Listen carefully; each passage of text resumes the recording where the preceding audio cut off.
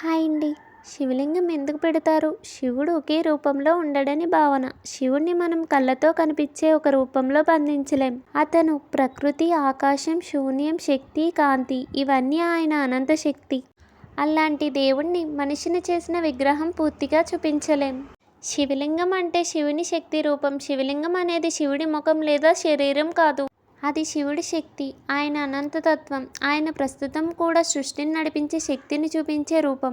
ఇది దేవుడు ఇలా కనిపిస్తాడు అని కాదు. దేవుడు అంటే ఇలా ఉంటాడు, అనంతమైన శక్తిగా అనే అర్థం. శివలింగం ఎందుకు అలా ఉంటుంది? ఆ గుండ్రాని ఓవెల్ ఆకారం ఒక సింబల్. మొదలు లేదా ముగింపు లేదు, అంతా అనంతమే. అంటే శివుడు ఎక్కడ మొదలవుతాడో ఎక్కడ పూర్తవుతాడో అది ఎవరికీ తెలియదు. అదే శివలింగం ఆకారం సూచిస్తుంది. శివలింగం 2 భాగాలు. పై భాగం శివతత్వం, అనంత శక్తి. కింద ఉన్న ఆధారం శక్తితత్వం, పార్వతి.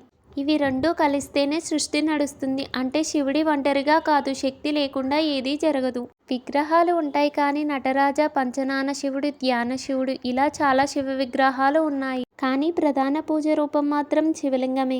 ఎందుకంటే శివుడు శరీరం కంటే ఆత్మ, శక్తి, చైతన్యంగా భావిస్తారు.